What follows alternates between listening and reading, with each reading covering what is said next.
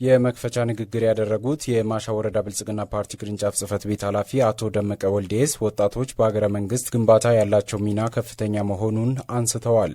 ወጣቶች በመሆናችሁ በሀገርና በሀገር መንግስት ግንባታ እንዲሁም በሰላም እሴት ግንባታ ላይ ባላችሁ ሚና በማህበረሰቡ ውስጥም ልዩ ስፍራ ይሰጣቸዋል። የመወያያ ሰነዱን ያቀረቡት የብልጽግና ፓርቲ ወጣቶች ክንፍ ኃላፊ አቶ ተሻለ አድኖ በኢትዮጵያ 70% ያህሉ ወጣቶች መሆናቸውን በመግለጽ ወጣቱ በሀገርና በገዢ ትርክት ግንባታ፣ በሰላም እሴትና በሌሎች ጉዳይ ላይ ትኩረት መስጠት እንዳለባቸው ጠቅሰዋል። በሀገርና ሀገር መንግስት እንዲሁም በሰላም እሴት ጽንሰ ሀሳቦች ላይ በቂ ግንዛቤ ያላቸው ወጣቶችን መፍጠር ለሀገርና ሀገር መንግስት ግንባታ እንዲሁም ለሰላም እሴት ግንባታ ያላቸው ሚና በመለየት ድርሻቸውን የሚወጡ ወጣቶችን መገንባት ይጠበቃል። የውይይቱ ተሳታፊ ወጣቶች በበኩላቸው በሀገር ሁለንተናዊ እድገት ውስጥ ወጣቱ በርቀት ሆኖ ከመተቸት ወጥተው በልማቱ ውስጥም ተሳትፎውን ሊያረጋግጥ ይገባል ብለዋል።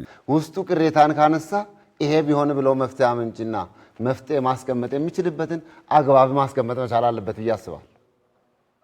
ምክንያት ወጣት የመፍትሄ አካል መሆን እንጂ የችግር ማራገቢያ መሆን የለበትም። ቀበሌ ላይ ያለውን ወጣት ሞዴል ተብሎ የመጣውም ቀበሌ ላይ ያለው አመራርም ፓይለቱም አብረን ተረባርበን ተነጋግረን የማንሰራ ከሆነ ሰላም እየደፈረሰ ይሄዳል። ስለዚህ እንዳይደፈርስ ደግሞ የኛ የሁላችን ሚና በተዋረድ መስራት ስለሚያስፈልግ እናንተ የራሳችሁን እገዛ ታላይ ያለ አመራር እገዛ የሚያደርግ ከሆነ ታች ላለው አብሮ ከቀበሌ ጋር ተባብሮ የሚሰራ ከሆነ ሰላም የማይረጋገጥበት ምክንያት የለም። የወጣቶችን ስብዕና ከመገንባት አንጻር እንዲሁም ለወጣቶች የስራ ዕድል ፈጠራና ብድር አሰጣጥ ሂደት ውስጥ የሚስተዋሉ ተግዳሮቶችን ለመፍታት መንግስት ትኩረት አድርጎ እንዲሰራም ጠይቀዋል። እንደ ቀበሌ እንደ ወረዳ ማዘውትራ አለ ወይ? ወጣቶች የሚያሳልፉት ጊዜ አሁን የኛ እዚህ ተወያይተን ተሸክመ ሲናወርድ የሚጠይቁት ጥያቄ ማለት ነው። በእነሱ ተውጠን ነው የምንቀረው።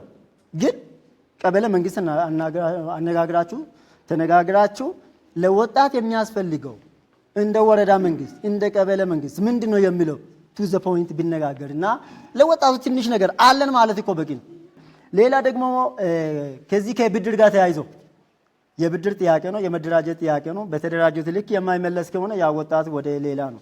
ለነውጥም ቅርብ ነው፣ ለለውጥም ቅርብ ነው ከዲሞ አኳያ ማለት ነው። ወጣቶች ላነሱት ጥያቄዎች የሚመለከታቸው ባለድርሻ አካላት ምላሽና ማብራሪያ በመስጠት እንዲሁም ቀጣይ የትኩረት አቅጣጫ በማስቀመጥ መድረኩ ተጠናቋል።